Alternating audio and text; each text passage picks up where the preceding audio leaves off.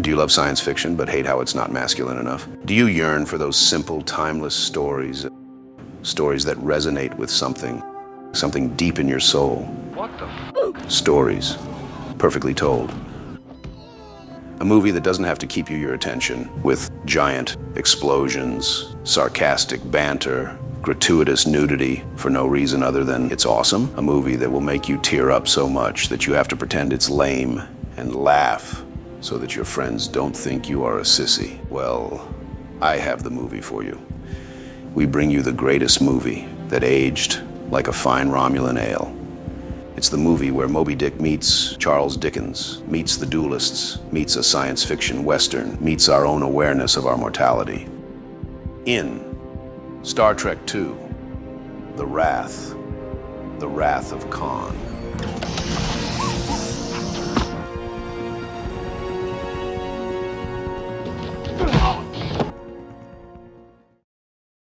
I've transformed. I'm charming. I'm good looking and in shape, but bored.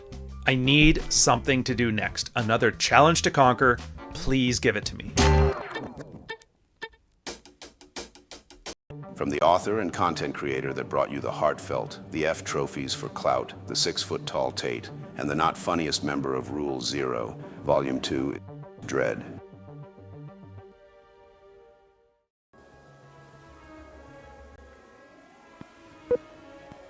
'79T 2458 Learning Corp. Little Red Riding Hood. Take one.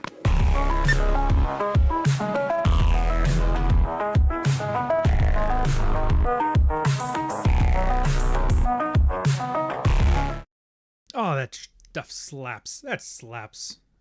Welcome. Welcome to Red Morning. I'm here to talk today to the Whammon. Whammon, why are you the way you are? Don't you know? I worked my whole life to invent an image in my head of the way Whammon is. And Whammon should be. I hate my stepfather. I'm jealous of my mother. I'm angry at her boyfriend. All you had to do is exactly what I envisioned you supposed to do. Why do you go being your own person? Why? It's not what you were put on this earth for. I know this because some goofball named Devlin wrote a book talking about this mouse experiment. Did you guys know about this mouse experiment? They put the mice in a cage, and the cage, they gave them all the food, and then the mice just died because they were like, it was totally like the Matrix. You remember that movie? Dude, red pill. Am I right, fellas? I'm fucking with you. Welcome. It's Red Morning. We are going full like neon blue this one. Corporate shirt. Just summer's over. I still have my collections of Hawaiians, but I thought, why not dress like you? Why not dress like an adult today? Why not? Let's try it out. Let's try something new. I'll do a quick update, and then we're going to get into the Red Morning. Rule 0, by the way, I think it's Nuke today, and I think I'm popping in on this one. The summer's over, so my summer enjoying myself is over. Time to hate my life. Let's talk about the red pill. Yeah. So I've taken on more than I can chew, which I say that every time, but this time I think I've really done it. I'm working with an author, hopefully, to get the cover art done on, I'm reimagining Fuck Files. It's going to be a fiction, like a proper like book, like a fiction book.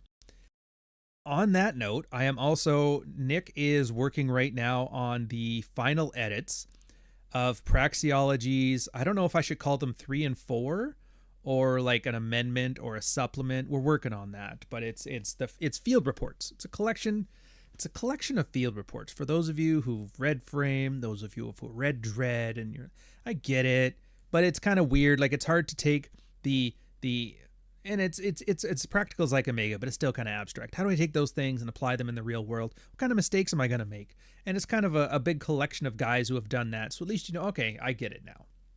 That's for you. Villain Lair, teal and purple. I like it. Yes, thank you very much, sir. Although I'd call it cyan, but that's just me. That's the graphic designer in me. So those 2 books are going to be done. At least the first one's going to be done before the end of the year. Second one will probably be a couple months later, sometime in the spring. And by then, the rework of Fuck Files. The working title for that right now is The Dog Walker. It's a totally different book.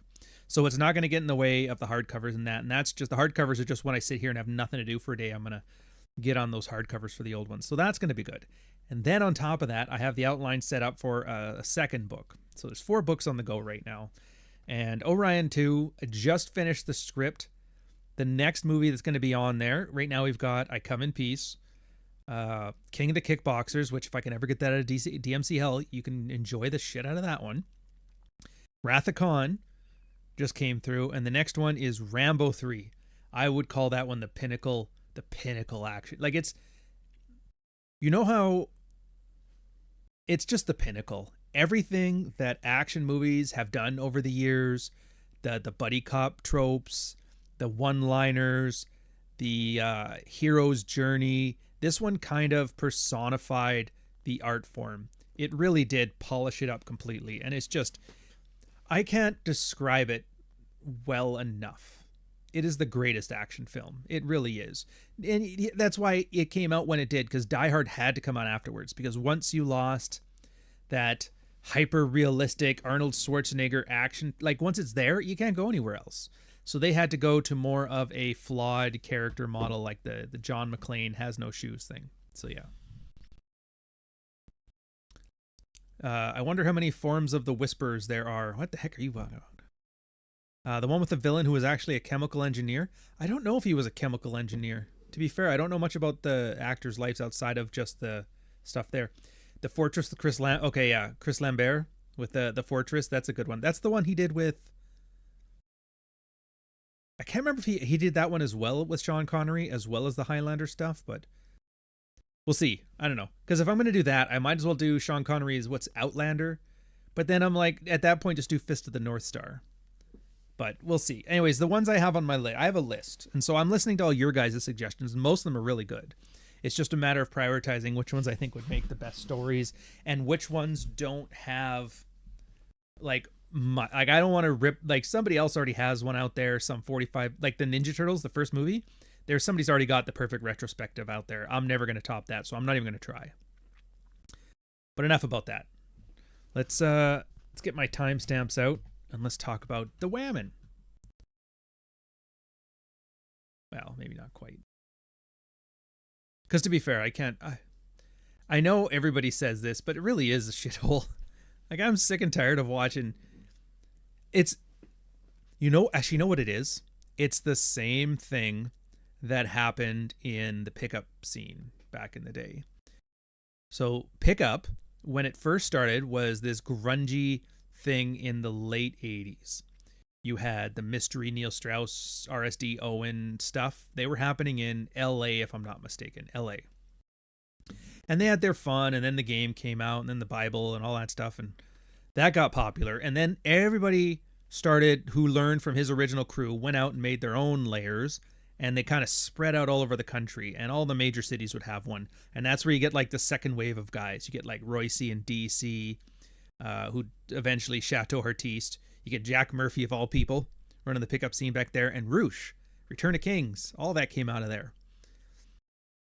Toronto had its own stuff. And now I think Mystery even lives here, but I'm not going to, but the point was, once it got to Toronto, the pickup just died.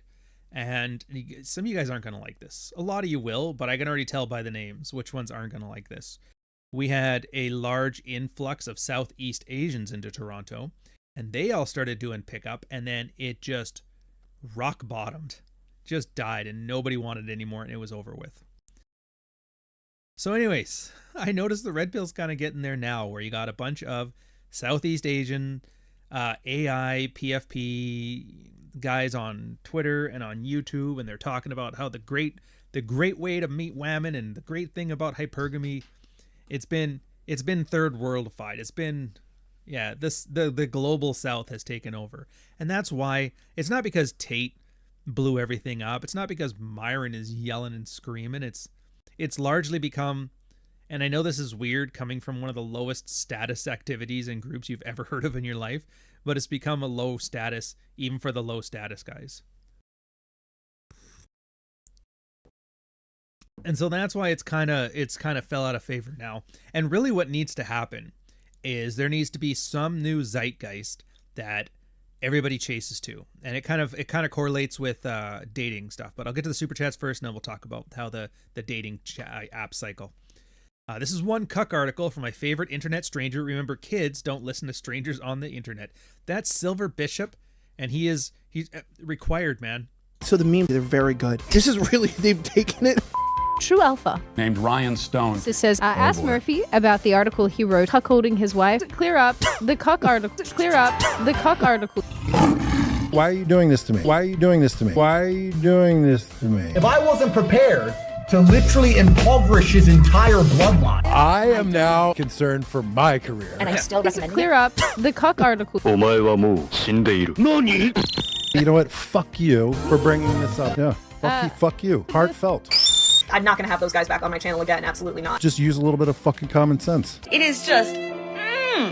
That's great. That's you should. Fuck you. Sorry, apologies. Just keep going, dude. One foot in front of the other. Before you know it, this will all be in the rearview mirror. Fuck you. Just realized, why did I make that as an ad? There's half a dozen F-bombs. Just dropping them left, right, and center. And then the only way it'd be worse if I did that like record scratch thing where it's like and it kind of just echoes it in. Oh, dear God. All right, Bish, that one's for you, buddy. Yes, don't listen to strangers on the internet. The problem is, though, like, where else are you going to listen to? The people in real life have zero, not like, they're worse. At least the people on the internet are trying to talk about the issue. The ones offline don't. They're just whatever. Which, I'm not saying that to Lamb. It's kind of good to have friends that don't fantasize about this stuff 24/7. That's really nice. But at the same time, if you have an interest in something that's not mainstream approved, which I don't even know what that means anymore, Taylor Swift and Rihanna, I guess. If it's not, then you kind of have to go to your space on the internet. So yeah, strangers on the internet, it's what we got now. It sucks. Yeah, the women move to different hotspots where the options aren't saturated with dweebs. See, we don't even want that. Well, I mean, you don't even want that. I don't care. Women will come to a space when it's popular, or somewhat popular, marginally popular. Like even the fucking incels, they have some groupies. Can you believe that shit? There was this guy. He was a grocery store manager. Misandry Today, he would call himself, and he was anonymous, and he did all the anime profile picture. Ends up on Rule Zero Dad's smart TV, like, hey, manosphere stuff, and you're like, oh fuck. And he was so worldly, and he was a smart lawyer, and blah, blah, blah. And then you find out he's trying to fuck all the girlfriends of the people he was collabing with, and he was kind of a creep. And then somebody found a photo of him from his Facebook, and he looked like a Down syndrome kid. And you're just like, oh, dear God.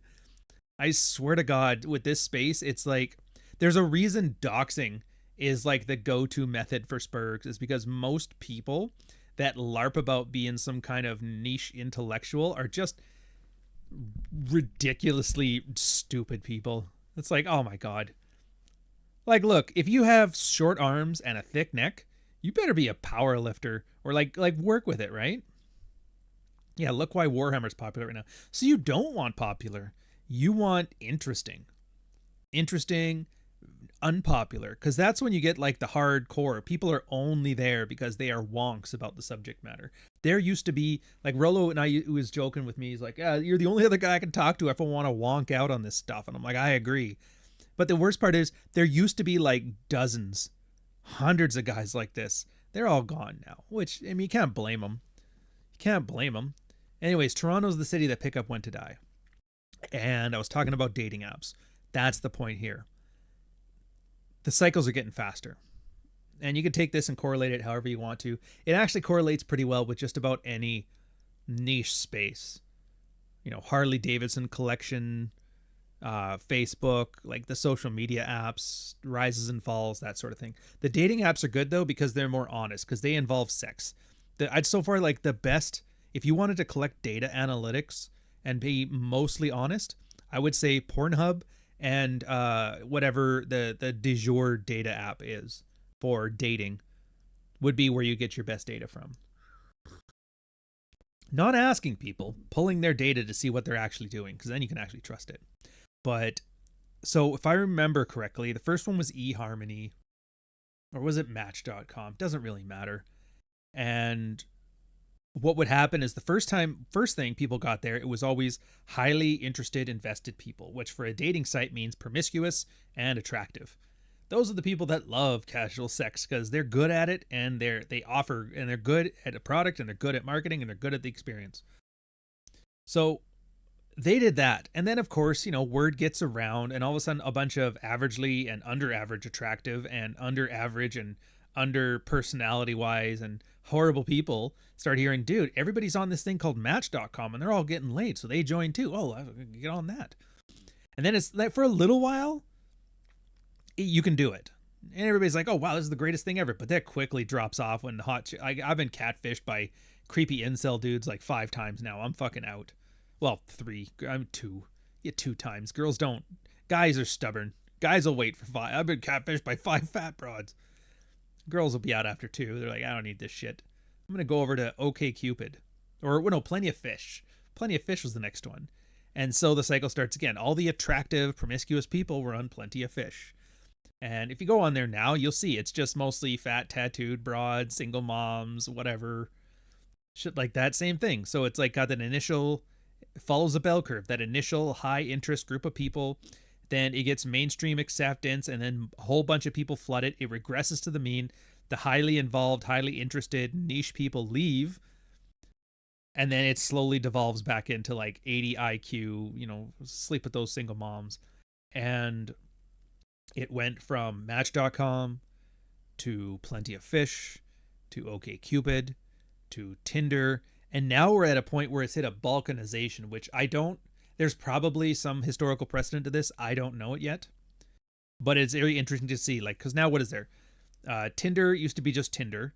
Now there's Grindr, there's Bumble, there's Hinge. There's always a new one that women are doing this one that'll keep all the creepy guys out. So women, they understand the issue, but they seem to think it's one of those things where you can gatekeep and soccer mom and nag it to be the way you want. It's not how it works. It's more of a natural process than anything. So now you have 15 dating apps, and that's kind of why I see guys getting this, cut off your dating apps, go talk to women in real life. I'm for it because you can't fuck anybody online. I've picked up people online, and I get that. I think at the time, the one I was big on was, just Facebook and High Five. I was like, Facebook for picking? Yeah, you could pick up. Dude, that, I don't know if they still do. You used to be able to poke people, and that was your in. If they poke something with you shirtless or something, you're like, all right, wish them well. Or if they change their relationship status, it's complicated. Oh, shit. I'm in. Hey, sorry to hear about that. Let's get a coffee and talk about it. Did we create that entitlement of women? Probably. Did it matter? Not for me. Sounds like the Zoomers complain about that now. But whatever. Shout out to Dante, Greenlight, Rob, Stripper, Bishop. By the way, all the RAR Squad T-Rex guys. Huge round of applause. So the issue wasn't so much that the cycle was happening. The issue is that now that technology is moving faster, the cycle is faster. Like Match.com had a good 4 or 5 years. OkCupid got 2, and Tinder had 18 months. Now we're at the point where it's 6 months to run through the whole process, if that, maybe closer to 3. And that's not just dating sites. Dating sites are just the most obvious example because there's so many of them and it's had enough time to kind of percolate through the thing. But the red pill was the same way. Feminism, same way, took a lot longer. The Trump thing, exactly the same way. And we're on that cycle again. So yeah, it's just, if you're in something and you notice, dude, this is great. This is amazing. I'm learning so much. I'm enjoying myself. The art coming out of it. When you start having those moments and you realize what you're doing now is extremely exciting, just keep that in the back of your head. This too shall pass. Whatever it is, computer programming, minimal furniture, hipster glasses, I don't know, striped shirts. It's all going to go soon. As soon as it gets popular. And if it's good, it'll get popular. So it's almost like the worst thing that can happen is you get popular. Because then you have 2 choices. You either have to sign on with that Israeli PR firm, and then all of a sudden your content oddly changes to talking about troons in Israel all day, which I'm like, I don't know. You won't tell when I won't tell you if I've ever sold out, but there'll be signs.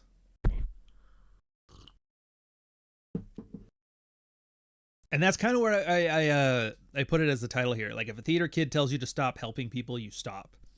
And the if you read, like, the thumbnail's got a little thing about sending super chats, which you've absolutely done a great job, by the way. The 1 penny super chat, the $5 cuck article, it's all in there. Yeah, it's weird. The quality of people in the bars and clubs I work hasn't changed in the last 10 years. It's bad, but it's manageable. Well, bars are different because they are like places, permanent places. The demographics can always change, right? If people start getting uglier and aging out of the bar, they tend to age out because they're starting families or doing whatever. And young people want to get to the bar, so they get of age. There's a churn through there that online stuff just doesn't have. Like, you could be, like, how old is Troy? 55 or something like that? He's like in his mid-50s, still just crushing it doing the pickup thing. There's no time limit. The internet is timeless. And for every Troy, there's 500, John Anthony lifestyles, the guys that are absolute, like, fucking shitbags. But a 20-year-old shitbag is kind of interesting. But, like, a 35 to 55-year-old shitbag, you're like, ugh, why hasn't he died yet? Is this meant to be some kind of, like, sad, ranting Aaron Clarius thing? No, there's a good thing to this. It's when things get bad, people tend to make the change they want to see, And I'll use a corollary. We'll keep this current. We'll use current topics. We'll talk about the news. How great is that? You always know you've made it as a content creator when your content solely exists of reading news articles and then giving your opinion for 2 minutes. I call it charlification of the charlification of the internet, or the dankulization of the internet, whatever you want to call it. Like, I'm fascinated with this Appalachian flooding going on right now. If you guys don't know, there's a huge disaster going on right in, I think it's called the American South. Like, it's technically, if you're somebody who's not American, it looks like the central eastern part of the U.S. But I think in the Americas, they call it the South because of the Civil War. Anyways, flooding. And it's like, when you see those, like, oh, the Philippines, 10 million people died in the flood, it's like that. Anyways, FEMA is largely, and that's their rapid response emergency federal division team, right? They are taking bribes from companies to get on their preferred donors list. So, like, if you want to use water, you got to use Nestea because Nestea donated this to the campaign or whatever. North Carolina, Georgia, all that stuff, yeah. And if I get it wrong, for you guys who live close by, feel free to correct the information. This is just the best I've been able to gather from me doing my typical rabbit hole thing. So FEMA is largely kind of being a grift right now. There's a lot of people there to earn money. There's a lot of people there spending money to get them there. A lot of NGOs looking to filter federal funds for themselves. The federal government spent a lot of their FEMA budget on migration, like shit like Springfield, Ohio anyway. So typical Americans, they're like, well, I can't trust the government. I'm going to do it. Turns out a lot of you guys have private helicopters and, like, heavy machinery. And it's funny because the city folk are like, I can't believe these guys are hicks and they're not just broke on a trailer living on meth. It's like, bro, my family owned a helicopter. My family had about $500,000 in, like, heavy equipment. Every town has at least a few guys that are, like, yoked with John Deere and Caterpillar. I don't know what to tell you. It's not even that they're not there to help you. Here's the point, though. A lot of these guys are like, well, fuck, we got to get in there, pick up your bootstraps, do what you got to do. The government's like, FEMA's like, no.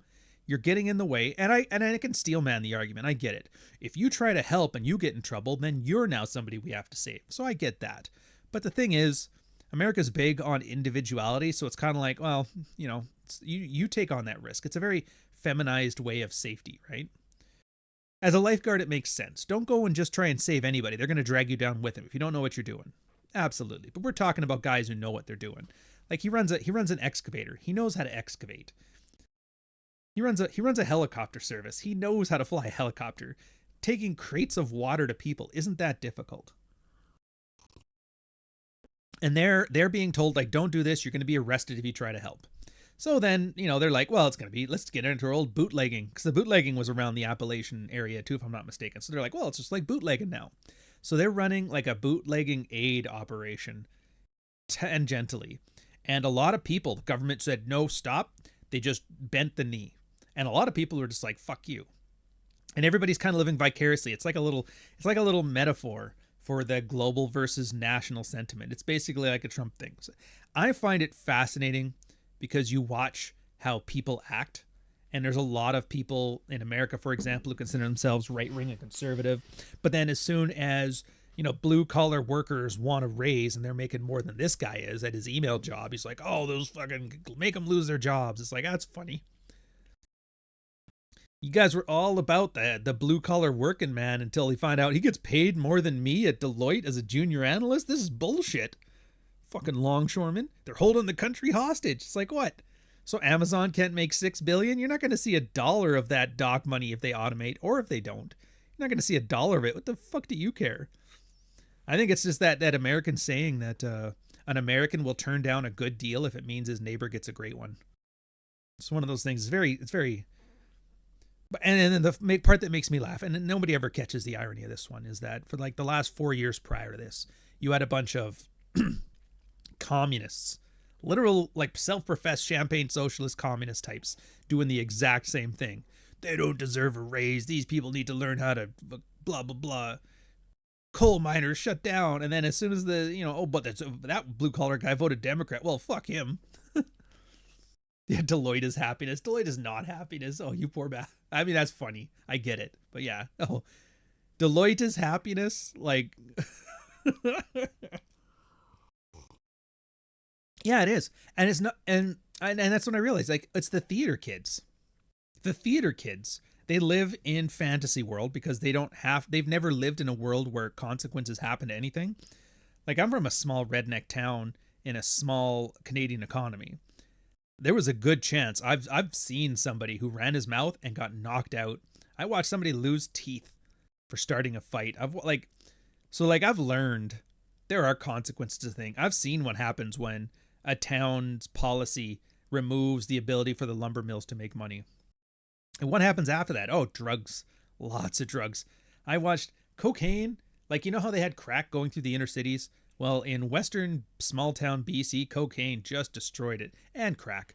It started with cocaine, but then as people started losing more jobs, it switched over to crack, so it got cheaper. It was absolutely crazy. And that's why I realized the Night of the Pillows. I get it. I used to be like, it's kind of funny as a meme, but now I kind of understand. Like, dude, yeah, like some kind of boomer solution isn't. I don't agree with the idea, but I understand where the sentiment comes from. Like, I remember I was talking with this one boomer. It was just wild. We were talking about the pulp mill, softwood lumber in BC, and like forestry management, how it's basically just gutted an industry. Well, they were supposed to be able to pivot to new technologies. Yeah, they could have, but government regulations, it kind of prevents them from doing anything.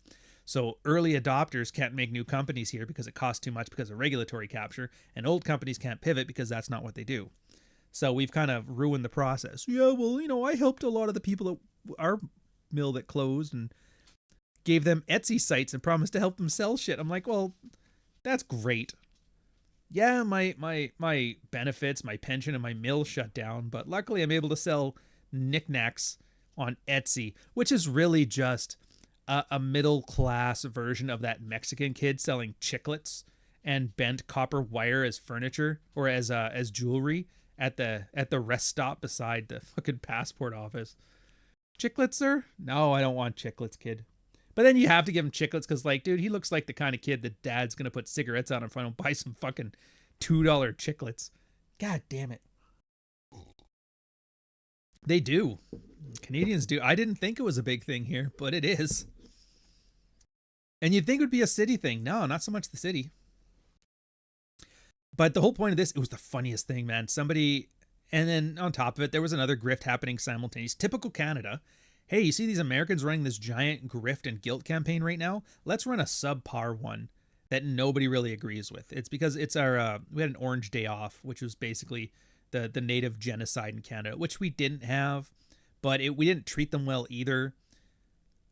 You know, one of those things like where it's bad, but the proportion of guilt we're given here is disproportionate with the amount of bad that we did.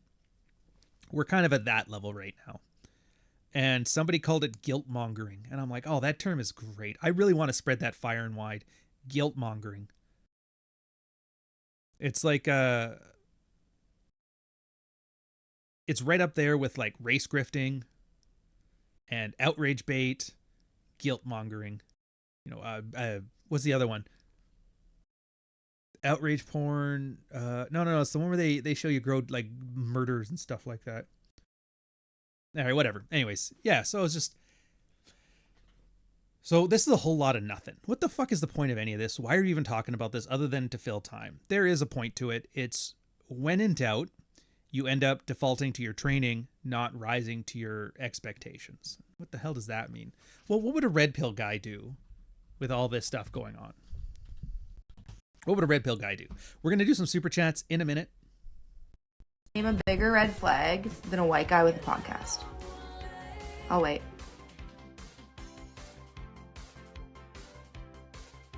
I am not impressed. I will have you know, I'm like 80% white. The podcast is goddamn good, and I don't want you anyway. You got random Iroquois art and not art on your walls. You're not my type, sir.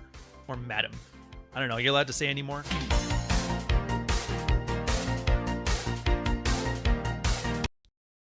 God, I love that one. All right, Nonstop Dre with the $2 super chat. Canadian government couch approves the night of the pillow. Oh, you Judas.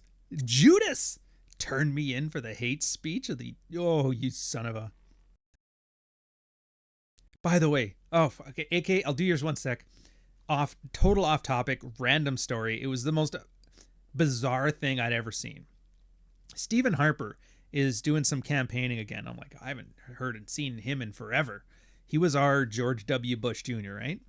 And he was sitting in Windsor or something like that. And he goes, yeah, no, I was telling Poilievre's like, look, you're the Liberals, like we get it, the Liberal Party of Canada, so they're progressive and we hate their ideology, but that's not the worst thing. And I'm like, that's a strong start to a statement. That's some good prose.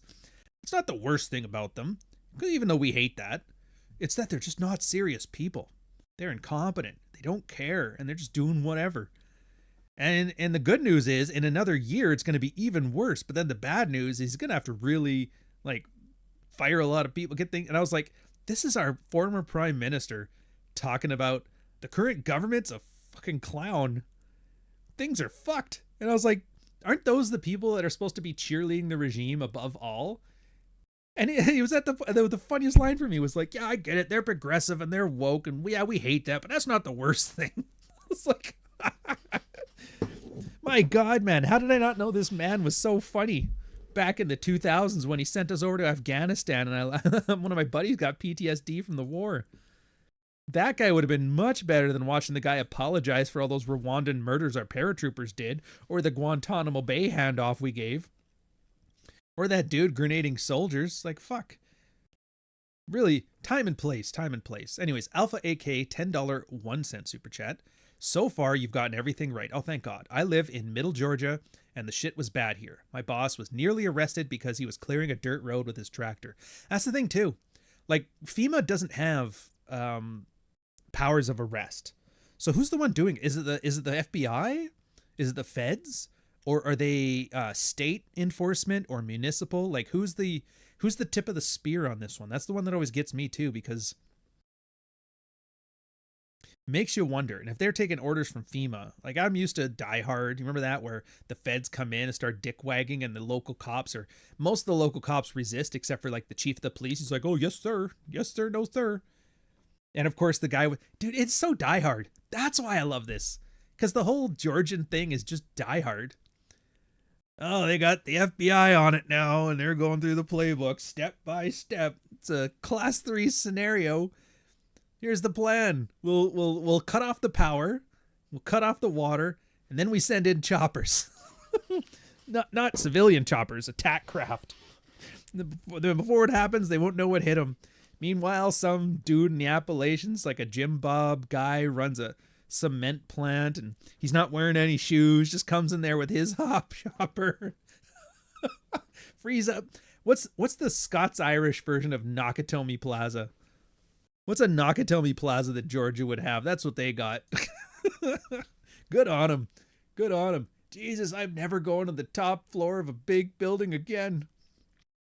Dark Knight Dev, $5 1 cent super chat. I lived near the port near New York City in Elizabeth, New Jersey. Oh, the crane operators make $100 an hour plus overtime, about $250K a year. The union head makes $750. Yeah, good for him. If anything, this kind of makes me, this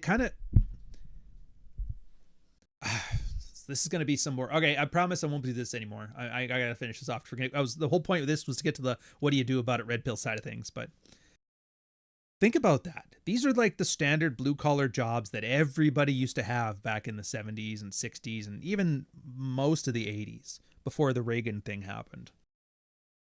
And you guys always see those charts where productivity like just skyrockets and wages kind of stagnate for the working class people and blue collar and middle class. I think those longshoremen are an example of like, this is what life would have been like if wages had been enforced to keep up with productivity. You'd see a vastly different country. And really, what did it take? A complete asshole with mob ties to threaten to ruin the economy for them finally to offer them money. And I was like, good on him. Everybody's all mad. Like, how dare he? It's like, no, man. This is what everybody should have been doing. Like, I get it. Howard Zinn, Noam Chomsky, people aren't big fans of those guys, but in this case, they kind of had a point. Yeah, get that bag. Oh, well, automation's going to take everything. Well, what? You're going to be in a better position to negotiate after it does? Get your bag. You better be getting extra money now then for when the robots take over. And it's like, it's New York. It's not like it's a cheap place to live. So I can imagine that $250,000 a year in New York is probably the equivalent if you were earning $70,000 a year in, I don't know where the other ports are, maybe Florida. Yeah, get that money. That's another thing too. You notice that there's no women in this situation, not a single woman on that longshore side of things. And we're all angry and hateful of them. But when it comes to women, like, you know, the college debt relief or women in business, women in this, we were all for get that bag, woman. Then you put a bunch of guys in there like, oh, we hate men. See how far that longhouse shit goes? It's just ridiculous. It's ridiculous. And the worst part is like a lot of, like, I know for a fact, this is not a popular thing to say. There's 80% of you are in like a, you know, fuck those longshoremen. Who do they think they are? I get it. But then when you just take a step back and you realize like, dude, why am I so angry that guys are getting paid more?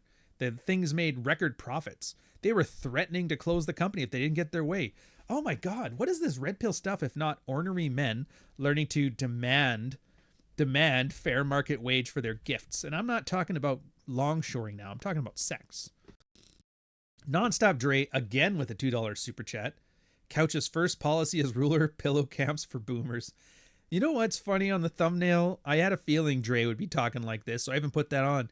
I pay Ryan money, so he says what I want. I am in control. He can't tell me what to do. And I was like, fuck. God damn you, Dre. Rusty Fuel, $4.99 super chat. They can't have rednecks saving flood victims because FEMA contractors are already paid by their bribes. Yeah. And some of the comics coming out of are funny too.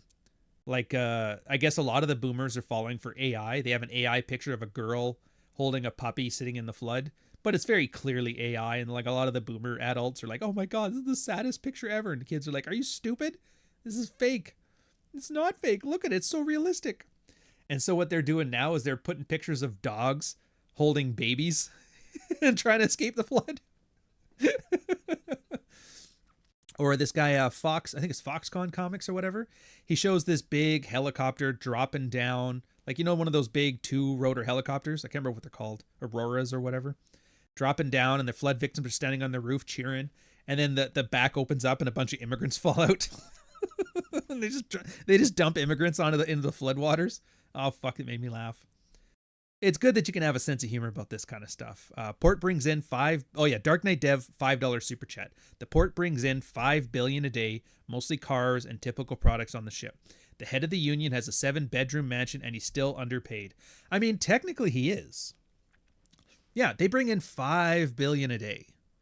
Now, that's revenue. I don't know what profit is. I'm assuming profit's going to be, it's got to be better margins than a restaurant. Let's say 10%. It's $500 million a day.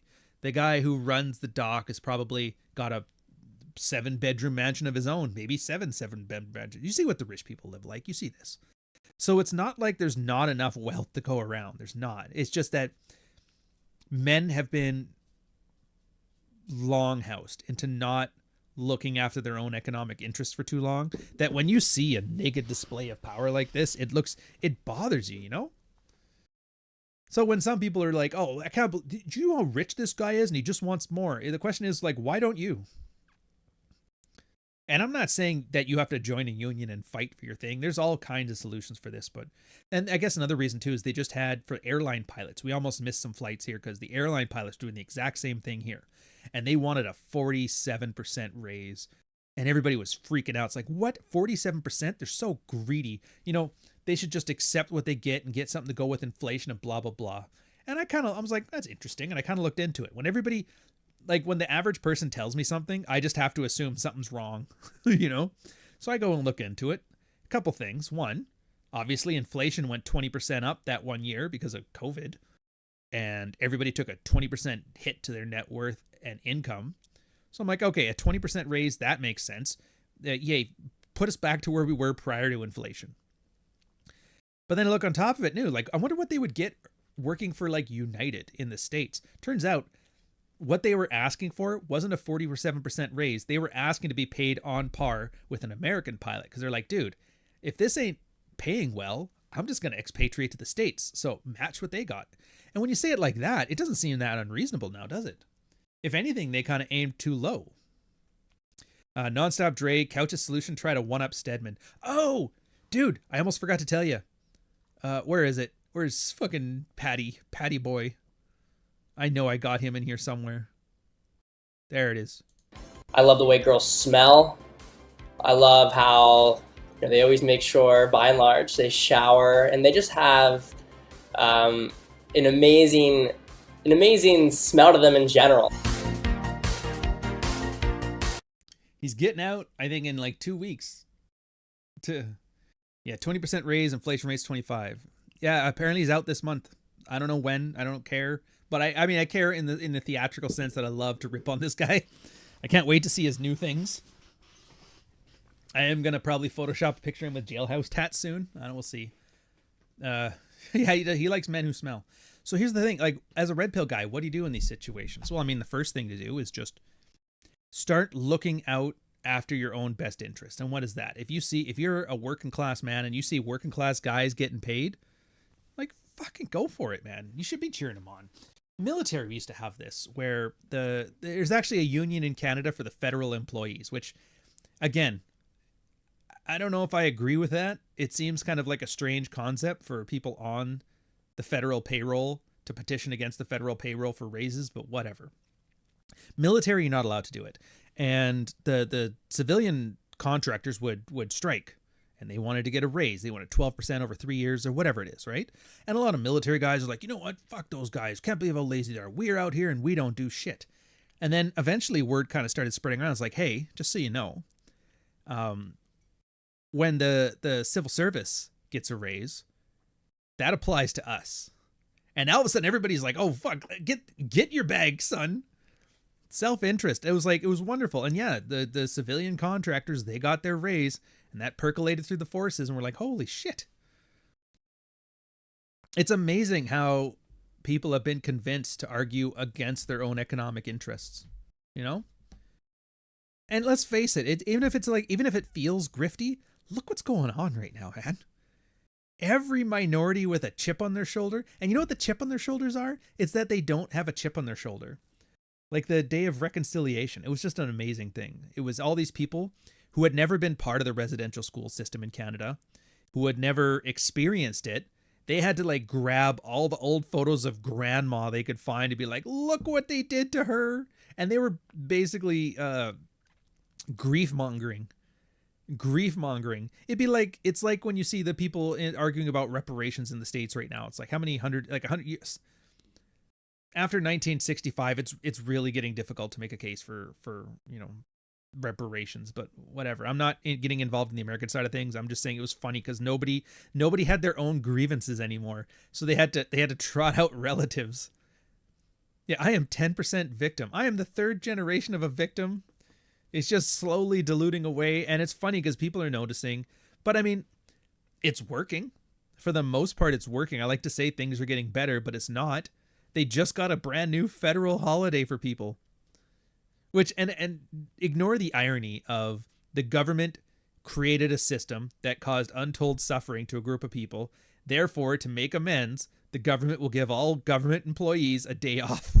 It's like fucking wild. Fucking wild. We'll give land acknowledgements at the beginning of every meeting. Do you know Canada still does those land acknowledgements? Half the time they get the wrong tribe. And it's like, well, that's nice to acknowledge that this was originally their land. You're going to give it back now? No, you're just going to feel real bad about it. It's like, all right, fair enough. Yeah, everybody's getting theirs. Women are Me Tooing their way into corporate positions and just fucking tanking industries. A lot of recent immigrants are defrauding the immigration system and then turning around and protesting when people close up that loophole, demanding their own said rights. Dude, everybody's got their fingers in the trough. And if you're, and I get it. Like, oh, we shouldn't all be on the government teat. But here's the thing. The teat's been dangling there for a while. So it's just standard game theory. If everybody is cheating the system and you're not, you're getting screwed. And the only way to fix the system is to break it. You have to break it. If you don't break it, people will assume it's working. If you don't believe me, boomers still look at things like it's 1987 out there. Like Canadians are bitching about politicians that have died. Oh, he's ruining the country. It's like he retired 15 years ago. What are you talking about? So yeah, as a red pill guy, what do you got to do? You got to stop letting people frame things. You got to make your own frames for things. Now, I'm not saying I have the right frame, but it's the frame I'm going with. And at least then it's my choice and I have some control over it. And I could change it if I want to. If I find out the longshoremen are actually woke feminists or whatever, then fine, that's fine for leaving it. At the same time, I understand it's like it's entertaining. It's a little bit of blood sport. I always enjoy that stuff, but like you leave that on the screen. As soon as I get out of that, what's bothering you, honey? I'm not going to talk myself out of sex because, well, the longshoremen got... And the girl was like, well, just pour me that glass of wine. Could you at least like pretend to be charming? You know, don't be in that situation. Always make sure, like, keep your eye on the prize. It's nice to be knowledgeable about this. It's nice to temper your opinion. It's nice to practice your ability to reframe the world as you see it into a way that fits your own self-interest. That stuff's all great, but always focus at the end on, you know, what's in it for me. Johnny Bravo, £4.99 super chat. Jesus. Caught in a rabbit hole of David Icke's content about different dimensions and secret societies. Your thoughts for looking for answers on that level? Dude, don't get me wrong. I was a huge fan. Remember Zeitgeist? Remember that movie? Oh, I've watched that thing like 50 times. The idea that Jesus was based on the Egyptian god and the federal bank, like all that I fucking love it. I've never actually watched Alex Jones, but like I get it. The Vegas thing, I'm afraid to look into it because I know once I do, that's my next 6 months taken. I love doing the rabbit holes here, there, and everywhere. Yeah, different dimensions, the 12 dimensions, all that, or 11 dimensions, or is it 10? No, 10 dimensions. I enjoy that stuff, but my thoughts on looking for answers on that level, I always remember, and guys, take this for what it's worth. Remember, this is astrology for dudes. Just remember that. It's always boils down to, this is astrology for dudes. Does that mean it is not the answers to your life? You're not going to find a secret society, and as long as you find out the secret code to the thing, it's going to solve it. It doesn't. The answers to life, and Johnny, you know this. Like, I'm not going to talk about, because like I know you from, obviously, like we've had years together in the Patreon. Your story is 100% been a constant climb to the success you have now. Congratulations, by the way. I guess it's been like a year since, anyways, you know what I mean. How is it working out for you so far? This kind of stuff I'm talking about. The point is, none of that had to do with different dimensions, secret societies. That was all about you putting in a modicum of work towards your male action plan, developing your own frame, not letting other people define it for you. You know, the scoreboard, get out of her frame, build your own frame, pull her into your frame. The sex life and the quality that you wanted, understanding the differences, the alpha and beta, all that stuff. It's all you. And now you're at a point where life is fucking great. Like, dude, like I said, you can be as honest as you want to. I'm not going to talk out of school. So you have to say it if you want it. But I know the way your life's going right now. It's just like, yeah, it's envy. People would envy it. People would envy it. It's that good. And that's great. And that's the problem that people have when life gets good. And I know it because I'm the same way there. You get into one of two camps. The first camp is the guilty camp. I don't deserve this. Everything's going so well. I must get cancer. Some kind of like, you need balance in the force. And that's why so many people are doing so well right now, have like end of the world shit. Like Bill Gates is talking about depopulation and stuff. He was the richest man on earth. He's like, yeah, for karma, the world has to end then. That's what that is. That's guilt because he doesn't think he deserves it. And he probably doesn't, but that's not the point. You just understand, okay, a lot of people feel so guilty about success that they are willing to sabotage so many things around them. And because we're still people, a lot of the stuff we sacrifice is stuff that we don't actually feel. Like it checks the mark in the ledger for the universe, but it's not going to personally damage us, but it'll just cause an equal amount of pain in the world because I don't want to suffer. I just want to feel balance in the force. And you're like, all right, fair enough. A lot of friends were like that, man. They started earning their first 100,000, their first 200,000. It's like, fuck, I'm getting cancer. It's like, you're not getting cancer. Have you not talked to like wealthy boomers? Like this is their life in general. You just happen to live the life they live when they bitch about us for not working hard enough. He goes, oh, fair enough. Buy a vape. Just buy a vape pen. Buy a vape pen. Get some like weed oil and you'll be fine. And he's like, all right. And he doesn't drink anymore. Now he just does that and earns his money and raises kids. And like, good for him. But yeah, that conspiracy shit and the person that looks for answers there in general, I find is the one that he's afraid to come up with his own decision, right? Because if you decide for yourself what it is that you want to get answers for, you're on the hook. Oh, if it's wrong, oh, you're wrong and you're a bad person. And a lot of people don't want to accept that. But I mean, what's the most red-pilled thing you could do? Take responsibility for your own life decisions. Be okay with accepting failure on your own terms or success. But I mean, failure is the one that we're worried about. Yeah. I am going to go through life and I'm going to have my own personal, like, philosophical worldview. I'm not going to rant about it here. It's personal. But you get it? Everybody has their own. I can't define yours. You can't define mine. You can't define yours. Sure as fuck the feminist or FEMA ain't going to define them for us. You define yours based on what's best for you, right? Naked self-interest. Who'd have thought? And then the rest, and at that point, it's like, dude, I've got it unlock. I got it unlock. And if I don't, and if something changes, I'll fix it. And with that level of confidence, dude, that's when you can start watching about the fucking secret societies, the skull and crossbones and the seventh dimension, because that shit's fun, man. That gets you into the whole kind of fucking creativity, the creativity spiral. You know that, where you start just connecting random shit just to see what works, just throwing shit against the walls. I love that stuff. But yeah, it really is a luxury belief, a luxury philosophy to start looking into the dimensions and secret societies and conspiracy theories. And I feel bad that like the people that tend to talk about it the most are the ones that are like least prepared for that level of entertainment separation from your own personal life. But the beauty of it is, like, the crazier the person is, the more engaging the content is. So, you know, birds aren't real. Hey, what's up, Marty? It's good to see you, sir. Yeah, I think, and Dante kind of has it. You don't need a guardrail. You don't. Like, that was what, for me, it was one of the things that it wasn't scary, but it took, I had to actively unprogram myself and to think about it. So when I left the military, there was a safety net there. It's not a good one, and it wasn't nearly like they sell you on the illusion of it more so. It was like, here, you can never get fired. The paycheck will always come. You'll never starve. You will be taken care of, which is not true, because I have a lot of friends that got their military 3, is it 3B? I think it was 3B or maybe 4E for the medical release.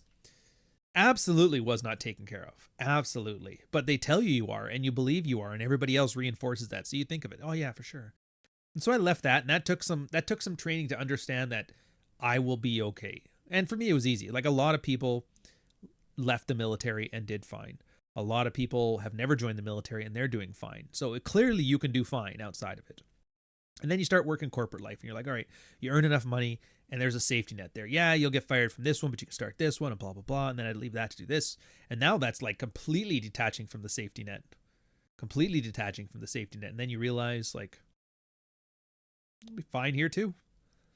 I'm doing this thing, fooling around with my girl. And if she leaves, all right, I'll replace her with a different girl, or I'll just take a break and not have any girls. It's like, whatever. I wish more people did it. I can't tell them what to do, and I don't want to give the whole be like me, it worked for me, because, you never know if it worked for you until 20 years too late. But yeah, it's just an exhilarating feeling to know that you will rise and fall by your own merits. I love it. And so then, yeah, watch some conspiracies, enjoy it. But then looking at it as like some kind of answer to your world, I have a feeling that a lot of people use that as a way to capture a little bit of that "don't worry, you'll be taken care of" thing. Because say what you will about an ancient alien-like cabal of secret society, Jewish, not like whatever you want to call them or whatever. At least there's a plan. At least there's a guardrail. At least somebody can hold you in bed at night, even if it is to steal your life force. Or what was the Strangelove thing? Steal your bodily fluids, like the communists. Even an arch nemesis gives you a reason to wake up in the morning. And it's kind of, there's a growing up period to accept that no, that's, even if there was a global cabal of child predators trying to take over the world, conquering little old fucking me is not on their list. At best, if something happens to me and they are doing it, I'm in the way. At worst, it's just me yelling at the sky every time I stub my toe. And it's just like, you don't have time for this. And then the whole time, and I've watched guys do this. Dude, Stedman was talking about evil lizard people and shit constantly. In the time that he was doing that and bitching about how Red Pill, he had something better with upstream Twitter, I managed to write 2 books. I managed to do 1,000 YouTube videos. Good ones, mostly. Well, half. All this work got done. Meanwhile, he's looking for the plan. He's like, if I can just figure out the plan. It almost seems like it's an excuse not to get anything done, isn't it? It's interesting. Just found out that these conspiracies or rabbit holes are way too time-consuming, philosophy in general. Yeah, and that's the thing, right? It's leisure time. Which, as a guy, if you've earned yourself enough to afford some leisure time, absolutely take it. Whether you want to spend it doing conspiracy theories, whether you want to spend it woodworking, whether you want to spend it playing Tekken for pennies, it doesn't matter. It's leisure time. Well, that's not very productive. Why couldn't you? If it was productive, it wouldn't be fucking leisure time. It's specifically here because I do not want to be productive. I want to turn off the productive part of me. I want to drink, I want to play a game, and I want to watch about lizard people making George Bush the federal fucking bank. Like, shut up. There's no soap opera for guys, so this is what we get. I want to run a speedboat for no reason other than yes. Matthew Magda. Oh wait, here we go. Oh, sorry, I almost missed Dre again. $2 Dre. Life ain't fair, and it's not meant to be. Just get yours. Yeah, and that's the thing too, right? There's so much money in the Western economy that you can grift for years. How do I know? Because we've already grifted for decades. Decades. Oh, it's going to collapse any day now. They were saying that in 1976. We got off the gold standard. 5 years, we're done. That was 50 years ago. We're still going hard. And there's still guys like, better buy gold. Because this is the year. We were wrong in the 70s. We were off in the 80s. The 90s, yeah, we were totally wrong. 2000s, we were right for like 2 years there, you got to admit. In the 2010s, didn't call it at all. But hey, 2025, I'm telling you, this is the year for gold. Get that. It's like, fuck. How many times do you get to watch a guy making shit up and being wrong until you're like, you know what? I think he's full of shit and he's just lying. And then if you call him out on his lying, it's like, well, he didn't admit to lying when I called him out and showed him evidence. Like, yeah, that's what liars do. They look at all of your very believable evidence. They look at all the examples that you've shown of them being full of shit. They will roundly disregard it and like, no. You're going to believe me or your lying eyes. Yeah, of course they're going to lie. That's why you can't hold women accountable. The kind of woman who's running her mouth on like Twitter and being a fucking clown, you call her out, what's she going to do? Jeez, I never realized I was crazy and wrong. You were right. Thank you, sir. No, they're going to be like, this guy's an asshole. And everybody's going to be like, well, I want to fuck her.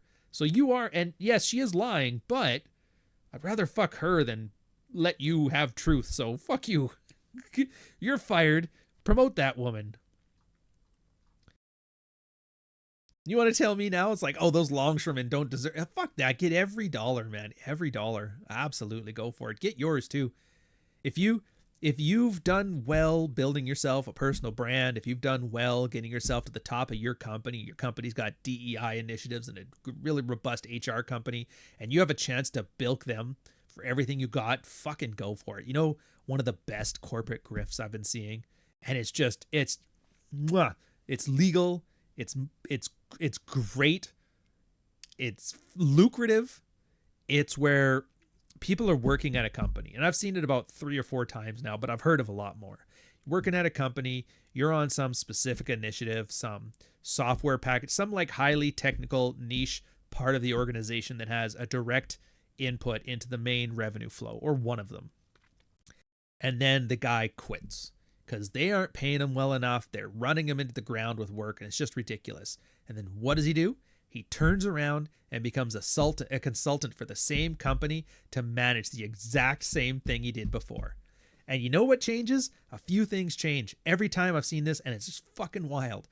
Their workday shrinks considerably.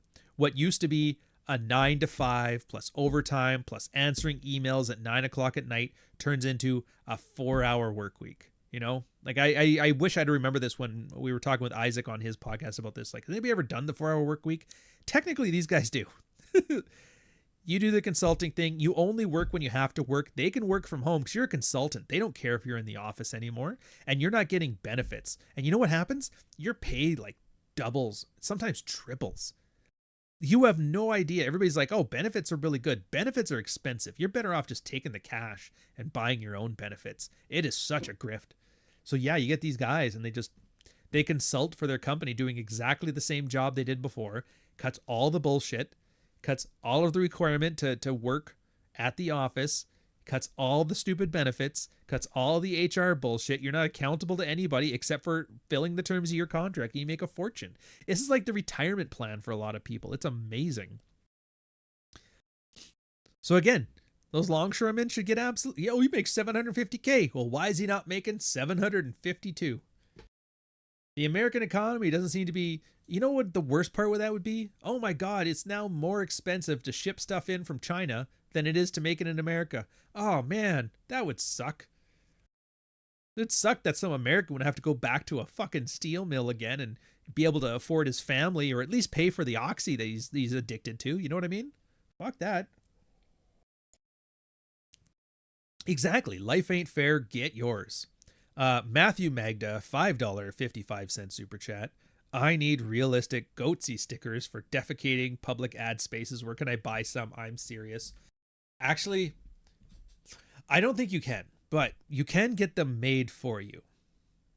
I was thinking about this. It costs a little bit, but once you do it, you just have to do it once. You go like Teespring, and Teespring is one of the products you're allowed to make custom versions of is stickers, laptop stickers. I actually have some on some Red Morning ones. Go to store.ryanstone.com, check them out for yourself. Laptop stickers. I'm like, oh, that's kind of neat. Speaking of which, I got one new laptop now. I have to order my sticker for it. I was actually going to try it myself. I haven't done a sticker on my laptop ever, and it feels like I'm at that age now where I'm either going to do it or not do it, but I got to make a decision, so I'm deciding. I'm going to use code promotion to get, basically you're getting the stuff at cost. I don't think the stickers get $5 off because the stickers are only like $2 each or something like that, but if you want to get a t-shirt or a coffee mug or anything like that, yeah, it drops $5 off the sticker price, and you're basically getting it at cost, which I think is just great. Store.ryanstone.com. There's a Teespring. Actually, I think is it on? That's one thing I forgot to check, and I am supposed to do this. YouTube keeps telling me, put your storefront on your YouTube page. And I'm like, can you do that? Can I do that? I can do that. I did do that. Yeah. So if you're on my YouTube for like the Ryan Stone one, just go to the store. It's all right there. One thing I will say is that, where is it? There's 2 shirts on here. There's an expensive one and a cheaper one. Yeah. The expensive one, it's ring spun. So like no seams on the side. It's fucking awesome. But it is American sized. So like I was going on there. Usually I fit like a large in when I buy clothes, but for an American size, I'm definitely like low, medium smalls are too tight on me kind of thing, right? So it's larger than you think, but it's just awesome. Yeah, the hoodie, sock, notebook. If you want to write your own book, it's actually good to have a notebook to write down your premises and notes just to get it there. The Red Morning stickers. Make a Goatsy sticker. Do your own Teespring store. Make a Goatsy sticker. Send yourself like 100 proof copies. Hopefully this all gets done because I don't think they have to approve of it. Or maybe they do. I don't know. But if you don't have to worry about some kind of like quality control approval process, you can make your own. And then you can put those anywhere you want. I don't know why, but for me, I like the idea of you doing that. I really do. Because it's like the late 80s, early 90s. Like I told you, I'm a late millennial. Like there was one, and then there was many. I'm the Abraham of millennials. Too old for Harry Potter, but too young for an IROC Z, a T-Bird, and jean jackets with like Journey symbols on the back. Is that Journey playing? Yeah. But everybody around me was like old Gen Xers, and so they got me into all this stuff, and I love that. Ratfink comics and Heavy Metal magazine, that very edgy heavy metal Viking zombie World War II, like all of that whole aesthetic vibe from that era that you don't see in the nostalgia stuff now. Adbusters, back when they used to be good. Adbusters used to be great. It kind of did like a onion thing where it was like great, and then they got Trump derangement system or syndrome, and then they're like, you know what's punk? Progressivism. And you're just like, oh fuck's sakes, really? God damn it! I liked it better when you guys weren't fucking gay. I liked it better when this was gay but not gay, you know. Yeah. So the idea of somebody like tagging Goatsy stickers everywhere, I just find it interesting. It's such a playfully what's the word that I'm looking for?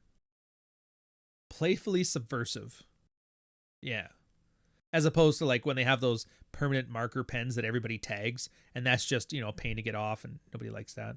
Don't do it on private property though. Let's not break some laws. And at least I'm not going to recommend it. Nonstop Dre, $2 super chat, but TradCon say, let God guide you, but not yourself. Yeah. It's funny too. Everybody sees this, by the way. Once you get out of our stupid space with this stupid framing of the conversation, you talk to average people, or even just see average people talking on Twitter. They all say the same thing. These like super devout people are all fake. They're doing this because they have an extreme deficiency in their own life. Like Matt Walsh is a hipster grifting asshole. I don't even think he gives a shit about Jesus, but he kind of feels guilty about that and the paycheck. So he's going to tell you, oh dude, Christ is king. And so is my movie. Like, I think the funniest one was this guy. He's a private investigator, and he was talking. He goes, yeah, like once I hear a girl talking about like her denomination and her church and how devout she is, I'm like 80% chance I'm fucking her on the first date. 80%. I just started laughing. I'm like, that's about right. Once a girl was talking about Catholic school, I was like, oh, we're in there. We're in there. But I mean, it was like the 90s. It was a different time. It was the 2000s. It was a different time.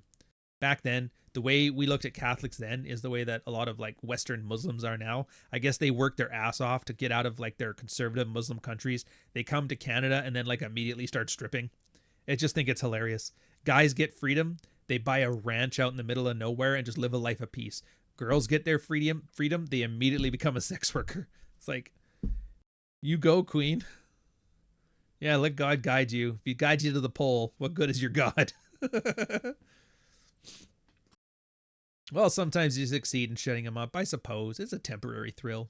Stripper, $5.10 super chat. I would like to push the name Josiah as a substitute for annoying tradcons like we news that came. Oh, use the name Karen to call that. Doesn't matter. Call her the soccer mom, call her whatever. By the way, I don't know how I did this. Oh, I know how I did this. So like you see this, how it's a shadow, but like why is your shadow lighter colored? This is a lighting effect. I love doing it. I kind of discovered it by accident like a year ago. But so if you run, like I run a 4-light setup in here, you're technically supposed to run 3 lights, one here, one there, and one there. But I'm just running 4 corners. So you point one light directly here. And then you have another light that does like a fill light here. So then when you block this light with your shadow, it looks like a glowy, like a negative on the side or on the side here.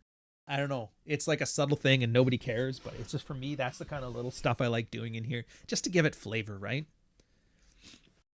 Because like when I was doing the Manosphere thing, I'm like, everybody's doing the same content. Everybody with a Toyota Tacoma is trying to rip off Rich Cooper, and everybody who or Andrew Tate, and it's always about my car is awesome.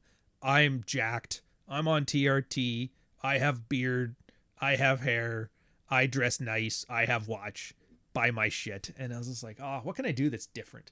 Well, I could do like where I don't want that stuff, but then you end up with the guys like, yeah, Whammon is shit. I love anime. And I'm like, I don't want to be those guys either. So why don't I just add some fucking art nerd whose fucking blue collar job his whole life? It's like, I can live with that. I can live with that. It's up there with Do You Have Your Own Place? So yeah. So what does the red pill guy do about this stuff? Get yours, man. Because, I mean, if you've been doing this for any length of time, and I have, and you have, you guys are a switched on audience, I wouldn't be encouraging you so much to buy stickers if I didn't think you were fucking good people, you know? But if you're at this point, you're still sitting here attaching yourself to, we can fix the government if we just something, we can bring back the Lord if only something, we can, I love shitting on Whammon, or the 10th dimension's going to solve my problems. It's like, it would make me sad if we all kind of fell into that rabbit hole, because I realized we haven't really learned anything, and it was just like some LARP. There was actually an old purple pill debate argument thread that started like 8 years ago. Why are you bringing this up now? Because now it's important.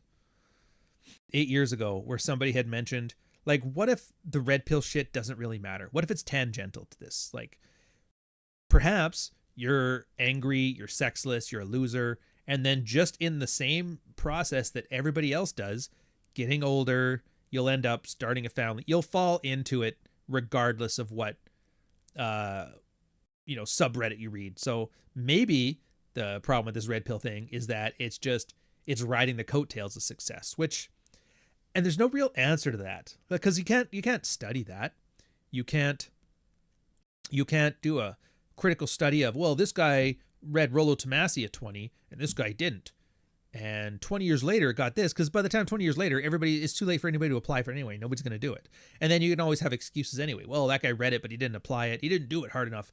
And that guy who didn't read it was fucking whatever. And you just realize, yeah, you have to kind of I don't even want to say take it on faith. It really is a case of focusing on what's good for you. And there's a lot of red pill stuff. It's not good for you. And I don't mean that as in it's bad for you. I just mean it's not needed. It's not required. It's not applicable to you. Like for you guys, if you're single, you're obviously going to lean in more on the game stuff than the relationship stuff, as you should. Like nothing is more annoying than watching a guy who's on a first date with a girl saying, well, should I agree and amplify? Should I amuse mastery? It's like, no, you should fucking walk. It's a first date. If she's at this point now where you need to have fogging with a girl you just met, fucking ditch that shit. Well, yeah, but I mean, this is my only date this week. Well, maybe the problem is that you only had one date this week, and not the problem that you need to learn whether you need to fog that girl or not. Derek, €2.33 super chat. Impossible to help the blue pills. Advice gets lost. Yeah, absolutely. And that's mostly because the advice isn't for them. When most people give advice, it's not to help the other person. It's to be the savior. And ultimately, I think people understand that.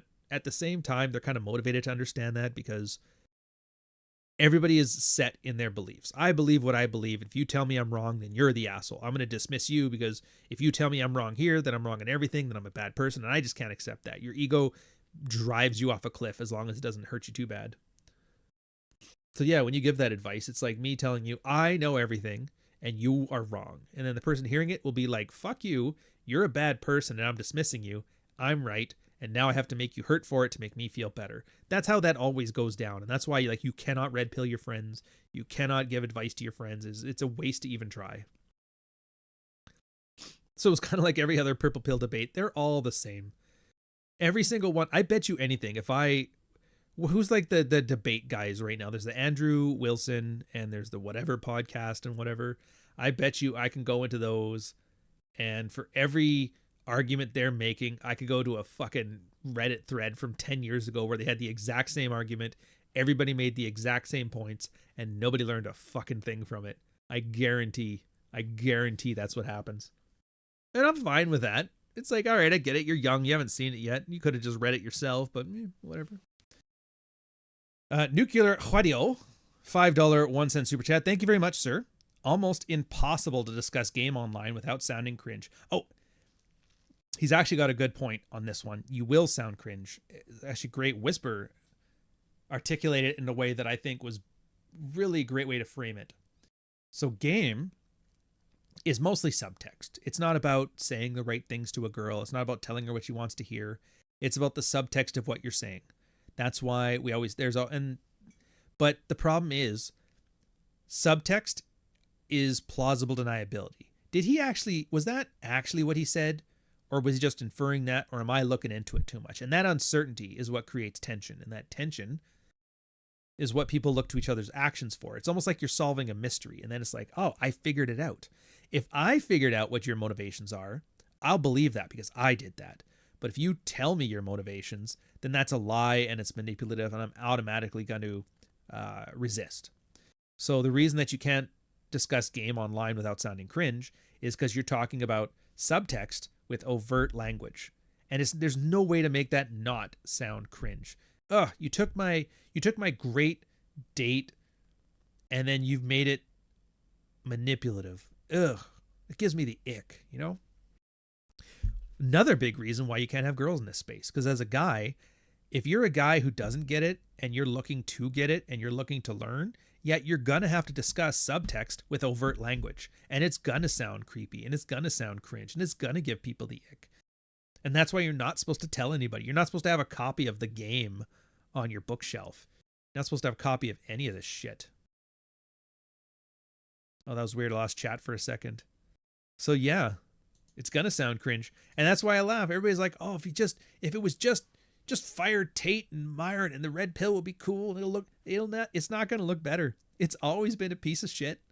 People in it have always been fucking weird losers. Weren't you? Yeah. That's why I'm telling you. I know this. Everybody knows this. Just accept it. This is a piece of shit space full of piece of shit guys working at not being a piece of shit. It attracts pieces of shit. If it was about fixing pieces of shit, it's going to be full of pieces of shit. That's just what it is. Pauses and takes fuck files off my bookshelf. I would say that's probably smart. The hell is that? Oh, you don't want to know. Yeah, it's like sales. You don't want to explain to you. Yeah, nobody likes when you explain a joke to them. It's all ridiculous. So to sum up, yeah, dating apps kind of showed you where everything is going. It's all a cycle. Interested people filled in. You know, normal people jump on the bandwagon, ruin the thing, scare off the good people. The good people start something new and the cycle continues. You're watching all these situations where people are absolutely naked, raw, power chasing, clout chasing assholes. And the first or second time you see guys adopting that same fuck it, I'm getting mine attitude, whether it's longshoremen in New York, whether it's guys who have the desire to help their families and save their communities being shut down by the theater kids, your first initial reaction is like, ugh, that's creepy. Why are they acting like that? You can't do that. What's in this for me? If I was working as a longshoreman, goddamn rights I should be making $750,000 a year. Fuck you. You made $5 billion yesterday. Fuck you. Give me a raise. Why not? Because if you don't, I'm going to shut this place down. Well, if you do that, we're going to get automation. You're going to get automation anyway. It's cheaper than hiring me. So give me that money now then, so at least I can retire when you fucking bring in the automation. Oh yeah, well, we'll bring in scabs from India. It's like, oh, software did that. Software sucks. Games did that. Games sucks. Corporate America did that.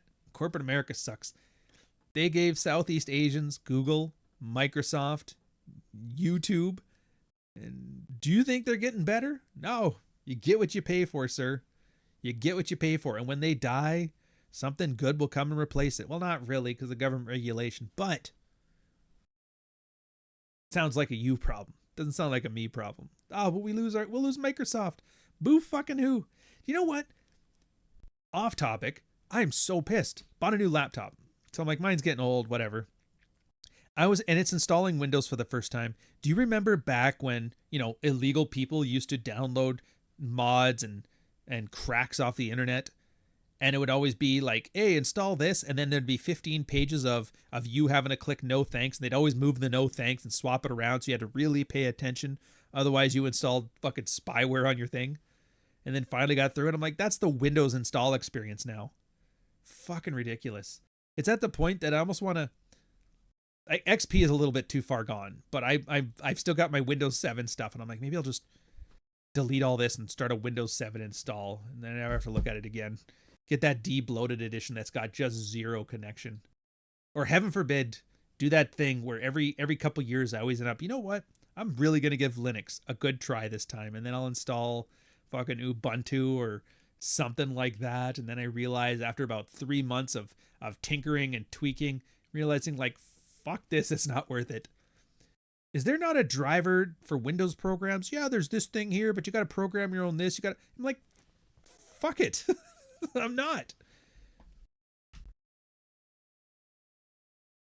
Imagine telling that to any other industry. Oh, I want to buy a car. That's great. The engine's only half finished though, so you gotta lathe your own pistons. It's like, fuck you, I do. Yeah, exactly. Linux is like a second job. I want to like it. I really do. I do. I don't. I can't. Oh, you just gotta learn how to do bash scripting. Dude. I don't like bash scripting. I don't want to bash scripting. Emacs is the greatest thing ever since 1986. It's like, you mean to tell me in the last 40 years they haven't made something better than like the old DOS-based word processor? Like, come on. It's peaked. Well, if it's peaked, why is nobody using it? I don't know. Maybe I'm just old. Give me a GUI, you fucking retard. Yeah, you better know commands well. And that's the thing, too. And then you look it up. So just use the man and then search online for your problem. Somebody else has solved it. Sometimes they have. But then it's always some guy, it's like, oh, yeah, here, just do this. And he just, in his head, pictures the most convoluted command line script. It's at the point then, like, I don't even know what those things do. And so I'm like, oh, so I got to go look in the man pages. What does every single command do? Why is there a pipe in there? Oh, that transfers it to a file. And that makes the output there. Why are you doing it this way? Why are you doing it this way? And then I realized by the time it was just something like allocate a megabyte of memory from one place to another place or something like that. I realized I've spent 30 hours discovering the history of bash scripting. At that point, you're like, you know what? I would rather join Johnny Bravo and learn about the dimensions of the skull and crossbones secret societies. At least then I feel a sense of accomplishment. I just wanted to play XCOM UFO Defense from 1993, and they don't have DOS 2 or 4GW on fucking Linux. Fuck you, you stupid software.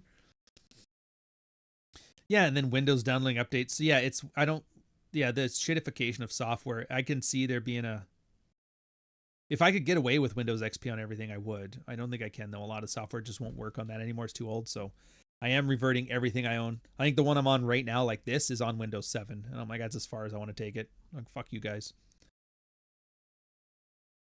Anyways, where'd I leave off here? I got into a bit of a rant there. My bad. We were supposed to be talking about Red Pill, but let's clean the palate. Who do you think is the funniest member of Rule Zero Squad now? What's your favorite comment joke of theirs? I think Ryan brings good laughs. He does. Ryan is like British humor. It's like Monty Python. And people are like, if you get it, you laugh your ass off. If you don't get it, you're like... Fuck Ryan. People just don't get his humor. Who's the funniest one on there? You mean besides John Fitch? I think John Fitch is the funniest member of Rule Zero, but he's unintentionally funny. One of the robot dogs. Seeing this robot dog in real life was pretty surreal and terrifying. And Cappy's pretty funny. It can be pretty funny too. Who's the funniest member? So if you're in a relationship, you probably have the same thing I've got right now, where your girl said, get off the TV. And you're like, why? And she goes, the new season of Love is Blind is on. And you're like, all right, go for it. And then you just fuck around on your phone, shitting on troons on Twitter. But the problem is Love is Blind is on in the background and you pick it up through osmosis. And then I get angry because I hate that shit. But at the same time, like, it's there and it's playing and you're listening and you're like, oh, Fuck. The reason I bring this up is because the new season has this guy, Bowden. He used to be he was an ex-military. What? A sailor or marine or something like that. I'm like, Jesus. And he starts talking about his history, and I'm like, this story sounds really fucking familiar. It's like, did they make a Love is Blind character with my fucking character arc? I don't like this character customization, sir. I don't like this. And then he was sitting there telling her a story about how he went to the Oman and rode the camels, and I was like, fuck. I went to Oman. I rode the camels. But then he starts telling the story about how the camel bucked him off, and he was worried that the camel was going to kill him and almost stomped him. I'm like, oh, thank God he's actually just a piece of shit making things up. Because like the Bedouins don't put you on their grumpy camels. They put you on the most oldest, most passive camel ever. There's no fucking way he got on some camel, got bucked off, and the camel was starting to stomp him down. Like, no, he's not. He's fucking making that up. And then he starts talking about how he saw the problems in the Ukraine, and so he volunteered to go over to the Ukraine, and then he starts crying about all the poor people, and he physically is crying, and I'm like, all right. And I left the room. I'm like, you know what, babe? Fuck it. I don't know much, but I know that guy did not fucking volunteer for the fucking Ukraine. There's no goddamn way. I know enough people who've deployed. I know naval deployments, army deployments. I have some friends that were in like Canadian version of Special Forces, and they've talked about their deployments. Nobody talks about their deployment like that. Nobody fucking cries as like some kind of, oh, those poor victims, those poor people. No, none of them talk like that. And even if he's on a date and you're making shit up to talk about, you know what you do? You have some joke of a situation. Like I've heard 500 deployment stories, and that guy was the first guy I've ever seen who cried because of the nobility of war. I'm like, fuck you. I got angry. And then I'm thinking about it. I'm like, how many of us are having our actual male experiences feminized and lied to and fed back to us as marketing slop, you know? It's like, oh. Somewhere out there is, and then like I know Americans have it. There's a stereotype called the hick lib. You ever heard of this? Hick lib. They're the ones that are like progressive, but they also wear flannel and work with a backhoe, or at least they say to. Matt Walsh, great example of what I think they would call a hick lib, even though he's not a liberal, but he kind of is. I don't know, whatever. But yeah, it was just or what's the other one? Bruce Springsteen. I guess he's the leader of the hick libs. He's the Taylor Swift of hick libs. Probably an Air Force reservist. See? Now that's how somebody talks about a deployment. Oh, he was crying? Probably an Air Force reservist. And everybody in the military knows exactly what the fuck he's talking about. Exactly what he's talking about. You don't have to explain it. It's hilarious. That's how they talk. Yeah, there's so many men crying. And I know, and dude, like, I get it. My girl's been watching them all. She's at the point now where she's starting to, like, she watched the UK one. They're doing like branches, like, oh, the UK and Mexico has one. But at first they weren't popular, and now, like, at least among women, they're very popular. So now what I notice is it's a bunch of theater kids. Like, there's no way half the cast isn't beards, isn't closeted homosexuals that are just there for the clout. Like, there's no fucking way. I know at least one of those girls too has an OnlyFans page. There's no way she doesn't. Probably the one that looks like bargain basement Sydney Sweeney. And then I realized, like, dude, this is what, like, school shootings, video games don't cause school shootings. We know that. But having said that, TikTok had a popular influencer with Tourette's. And then for 6 months, doctors had noticed a 2,000% increase on women with Tourette's. Teenage and young adult 20-something girls. All of a sudden, Tourette's was skyrocketing. They couldn't figure out what's happening. Is it something in the groundwater? Is it this? So yes, video games don't cause school shootings, but TikTok absolutely creates chick with Tourette's. And so you get all of these guys who were ex-military crying about the Ukraine. He's talking about how he joined during the war on terror, and then he's like, I'm gonna go. Nobody who was around and served in any of the Afghanistan years is gonna sign up for the fucking Ukraine. Everybody, 100% everybody knows, like, fuck you. I'm not touching that war. This war was for our freedom, and we got fucked. I'm not going to join the Slav Civil War. Fuck that. So some drone could take a video of me getting a grenade up the ass? No, I'm done. Exactly. I'm done. So I'm like, they're obviously actors. It's obviously paid to do it. And girls are eating that shit up and they're going to believe it. I feel bad too, because you get, like, this is why you got to date younger women. 20-year-old chicks aren't watching Love is Blind. 30-year-old women are watching Love is Blind. 40-year-old women are loving it, Love is Blind. The whole premise was like just brilliant marketing too. It was a bunch of young, successful, awkward men and a bunch of 35-year-old boss bitches who realized, dude, I'm old and alone. I need a husband. And they jammed them together. And they're like, here you go. Here for Billy, the 25-year-old account executive. Here is a 37-year-old flight attendant who has all of these demands of you and is going to just bully you into a marriage. And they're like, oh, fucking eat that shit up. And it's all fake. It's all scripted. I get that. But at the same time, like, it resonates with the audience, so they understand enough about the target demographic, which is middle-aged women, to know exactly what the fuck they want to see. And then I'm like, at this point, this is like, it take a completely different turn now, to the point that, like, one went on a date, they went on a rant about Trump for 15 minutes. Two ex-military people, and that's another reason I know this guy's not in the. He's probably not even in the fucking military, because he was talking to the girl and she's like, "Yeah, I'm a veteran too." I'm like, oh, and he still wants to date her? Well, I already know this is bullshit. No military man wants to date a military woman. None of us. No fucking way. At best, an officer. While you're in, you'll marry an officer. The naval communicators, I know a lot of them did. They ended up marrying officers, but like, I'll say this. Every military woman had a military husband.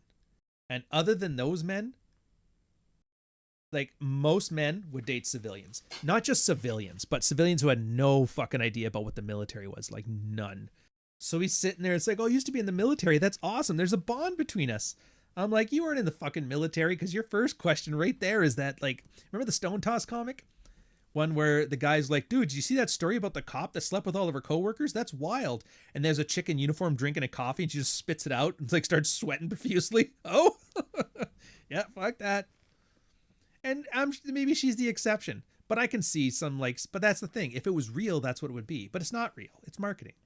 It's marketing, and it's people chasing that bag, going for their individual clout. This is my 15 minutes of fame, and all I have to do is act like a retard for 10 episodes of this fucking reality show. And I'm saying those are the New York longshoremen of fucking liberal, progressive hipsters, and go for it, man. Get your bag. Lie to everybody. If anybody's stupid enough to buy this and follow you on social media and yell at the guy on the thing, fucking go for it. Get yours.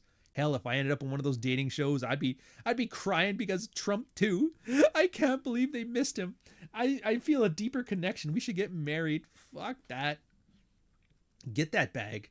But again, for you, for me, understand, it's all theater. It's all kayfabe. It's all manipulation. It's all lies. And that's fine. I think people are bored. People are bored and they have more money than sense right now. And what's more interesting than entertainment? And what's cheaper to produce than reality TV? Rambo 3 is too expensive. We can't make that now. It's like $100 million, and we have to rent choppers. It's probably like $1 billion in today's funds. Unless you're the Avengers, you're never going to get $1 billion to make a movie. So yeah, what do you get? You get fucking housewives of Minnesota yelling at each other. You get presidential debates. Oh, they're so cheap. The presidential debate people will pay you because they want to win. You know how cheap that is to make reality TV when the contestant pays you? Here's some money from the DNC slush fund. We want you to yell at Bantz, cut his mic, give me all the questions, and you're like, yeah, fuck, get that bag. Canada, same thing. The Conservatives, their entire platform in Canada has been running for the past 2 years. And their platform is very simple. Everybody's like, what do you mean? The axe the tax message? No, that's not the message. That's the slogan. The message is simple. Fuck that guy there right now. Fuck JT. Fuck Mr. Trudeau. And everybody's like, yeah, take my money. Fuck, I donated. I'm like, yeah, get on there, man. Fuck that guy. And I know they're not going to be they're going to be better, but it's hard not to be. But they're not going to be great. They're not going to fix all the things that I would want to be fixed. They're not going to solve the problems of the world. They're not going to do that. He's not a savior. We're just going to go back to the same shittiness we used to bitch about before things got worse. And I'm like, all right, so get that bag. What's that bag right now? Horrible social services. CRA is not auditing shit right now. So if you ever had a doubt in your head, gee, should I write this off on my taxes or should I not write this off? If it's gray, you're like, just put it in. Worst case scenario, and this is like advice from Rich, it was great. Worst case scenario, they come back saying, actually, you got to pay tax on that. Just give them the money then. But that's on them. It's not on me to decide. It's like, no, if I have any doubt whether it's a taxable line item or I should be writing it off, I'm writing it off. If you decide I'm wrong, that's fine. But I'm not going to do your work for you. It's like exactly the same as talking a girl out of fucking you. Now, this is not a suggestion for tax evasion. That is not what I'm saying. This is a tax avoidance strategy. But yeah, why are you negotiating against yourself? It's stupid. And that's everything with dates. Why would you go on a date? I remember there was one guy, Patreon, years ago, talking about going on dates. We don't get many single guys, but every now and then one comes in. He's on the date with a girl. He starts talking about this discussion they're having, and then it starts talking about politics. Why the and he was like, well, she mentioned this, and then I mentioned this, and I knew she was wrong, and then this and this and the thing. And my question is, why the fuck are you even talking to her about any of this stuff? Why are you even talking to her about this? Like, why do you care? Well, yeah, but she's wrong. It's like, who cares if she's wrong? You're trying to fuck her, right? Yeah. You're trying to be better at being fuckable, right? Yeah. So why are you arguing with her about politics? Why are you having these high-winded conversations? Why are you discussing this? Why are you having a conversation over, like, do we split the bill or whatever? If you're worried about having a conversation about who pays for dinner, how about just don't go to fucking dinner? Just dodge the whole question. Hi. A real man will pay for dinner. A real man doesn't take you out to dinner unless he's already fucked you. So let's have a coffee. I'll pay $3 to find out if you're crazy or not. Oh, the coffee went well. I will go do this. I'll buy you some drinks. I will pay for $20, $30 of drinks with a girl that I already know is not crazy and is interested in me. Sure. Well, I don't owe you anything. No, you don't. Nobody owes anybody anything. Nobody owes anybody anything. Fuck that. And that carries through to the end of life. Marriage is not a contract. Marriage is not a covenant. Marriage is a legal status. That's it. Marriage is the government's way of saying those two taxes in this column go into that column. That's it. Adultery isn't illegal. Fuck, half the time it's not even immoral. How many people are cheering on? Oh, dude, she was cheating on him. Fuck, good on her. She should. He's an asshole. He was abusive. Really. This epidemic of divorced men who became abusive right at the end of the marriage. It's insane. Insane. So yeah. Fuck it. Enjoy the decline. I was even talking with Mom more pleased about this. Yeah, it's like I get enjoy the decline, but it's kind of hard when you realize how shitty things are. And it's like, enjoy the decline isn't being happy about it. It's just, it's better than yelling into the void, of which I've been doing for an hour and 37.3 minutes. You know? Let's cleanse the palate. Do you like karate? Do you like intense action, foreign lands? Do you like revenge? Do you like gratuitous nudity for no reason other than it's awesome? Have you ever watched a movie then decided you needed to beat your brother's ass after watching it? Well, we have the film for you. A movie so action-packed and emotionally resonant that it hits harder than your parents' funeral. This is for the life you stole from me, you bastard! Inspired by the best parts of a dozen different action movies and the timeless grace of the Chinese opera, the breakout role of international film star and Taibo master Billy Blanks, I bring you The King of the Kickboxers, 1990. It's pure, unadulterated adrenaline being pumped into your limbic brain. If it was a rom-com, this would... Yeah, I don't want to watch the whole thing. Was that the whole thing on that one? It says it's the trailer. Why is it playing all of that? All right, whatever. Anyways. Yeah, so you can't watch that on YouTube. DMCA, huge fight over that. If you want to watch it, it's in the highlights reel of my Twitter channel. So you can watch it there. It's good. And then if I get it onto the DMCA, you'll be able to get it here. So yeah, make the entertainment. Anyways, let's do a little bit of Bantz, and then Rule 0 is coming up in a little bit. We're technically 8 minutes behind schedule, but that's fine. I figure the least we could do is cleanse the palate for like 5 minutes. Go grab a second cup of coffee. Maybe make yourself an energy drink, a G Fuel or something. Maybe play a bit of Tekken. Do it for pennies. Hell, maybe even give a nooner to the old lady. Anything is possible. anything is possible so long as you believe in yourself, you know? So first things first here, where is the Rule Zero link? Let's, there he is. There she is. So we're going to go there right afterwards. Make some bake. Ooh, dude. You know one thing I've been hooked on lately?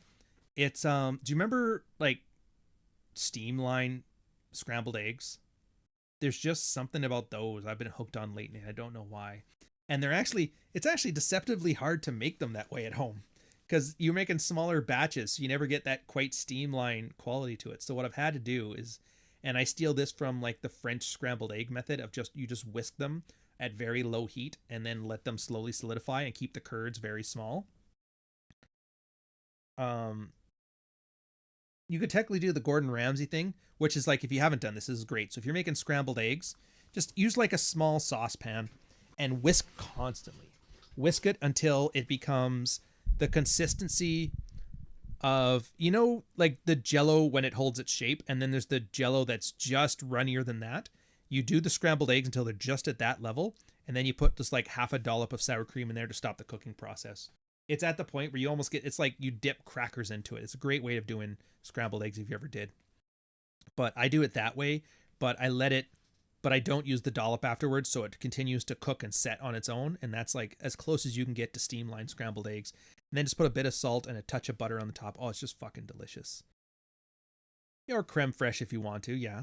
If you guys haven't done creme fraiche, by the way, it's one of the easiest things you never knew you knew how to make. So if you don't know, creme fraiche is just, it's like fresh cream. But what you do is like sterilize a jar, pour cream into it. You know, it's like, which type? Well, I don't like doing it with whipping cream, although that's what they suggest, like the 35% fat content, because it ends up just tasting like whipping cream to me. I prefer doing it with with more fat than table cream, like 15% maybe, something like that. And you put it in the jar, and then you take a bit, you don't need much, of buttermilk or yogurt, or if you have like creme fraiche in the fridge, just take a spoon of that and put it in there. The idea is you want to introduce that healthy milk bacteria into it, and then just rest the lid on top of it. You know, I use a mason jar, so I just use the lid to the mason jar, but I don't use the screw top. And then you just let it sit outside a day, 2 days maybe. It should turn a little bit yellow, and it'll end up solidifying a little bit to the point where it's almost like a pudding consistency. And then just put it in the fridge. It'll last for a couple weeks. It's similar to sour cream, but it tastes nutty.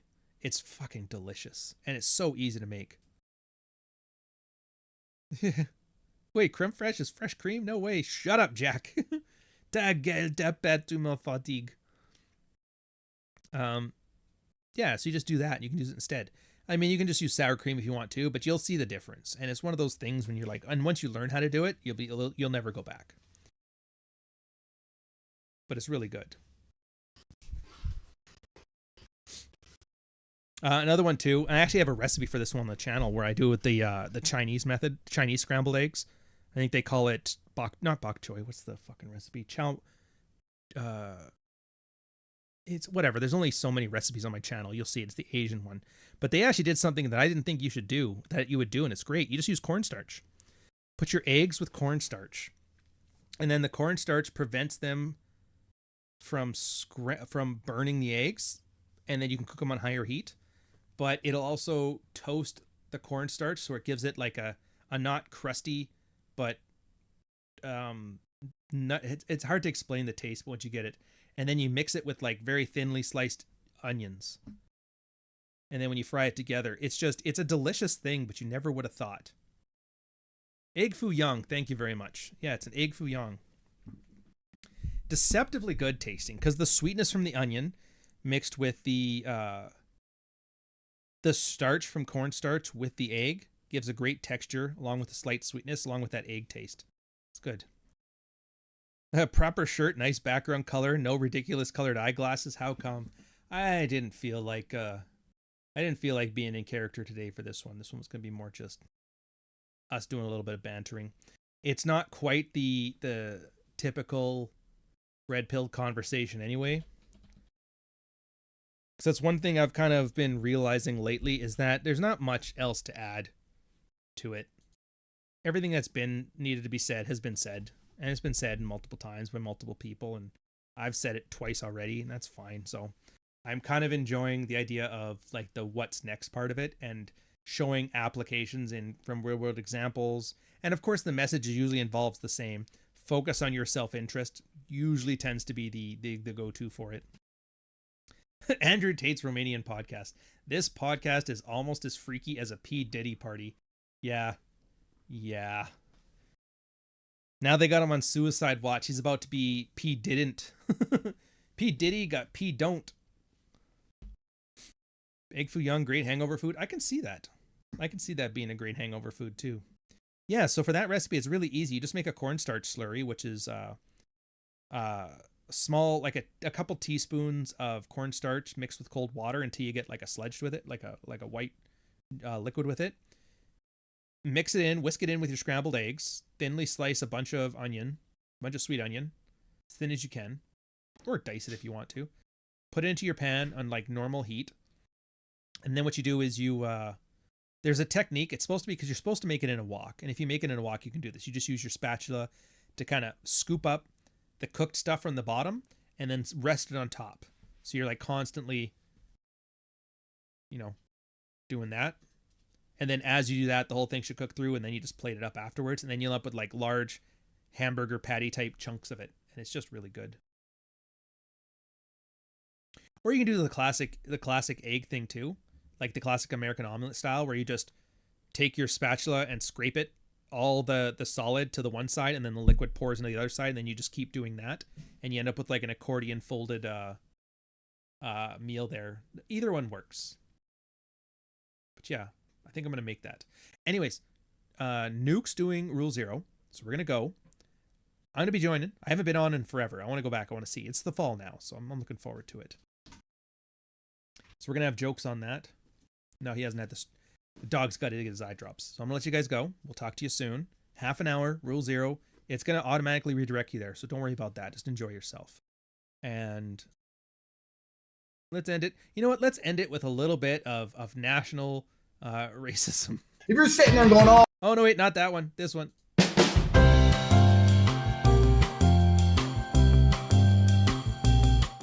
Yes, there are Indian families that dig holes and put tents and poop. They do it on the beach now, and they did it off my backyard. Oh, hoo boy! There was like 3 different families of maybe 25, 30 people that came for barbecues. They would set up right on the fence of my backyard. I seen them digging the hole, and I seen them put the tent. When they left, there was poop. That happened 3 separate times. I've had to yell at people for shitting on the borderline property line of my backyard. And yes, it was Indian families. So that's not false. You can check my town's page where they say there are Indian people pooping on our beach, because there is. They're digging holes and they're pooping and putting tents up because they don't want to go to the washrooms. So I'm tired of people saying that the people pooping on the beach, like that's what they do back home. We are not back home. We are in Canada. As a local, I refuse to let my kids dig in the sand on beach 1. And you guys are saying all the tents are gone? No, they're not. No, they're fucking not. The beach is full of tents. Full. Do you want to know why? Why my food is burnt? Because I had a police officer come to my door and harass. Somebody called in and said, she's harassing East Indian people. No, I'm not. Do you see that Waffle House there? There's murderers in there. All right, guys, have fun. Enjoy your breakfast.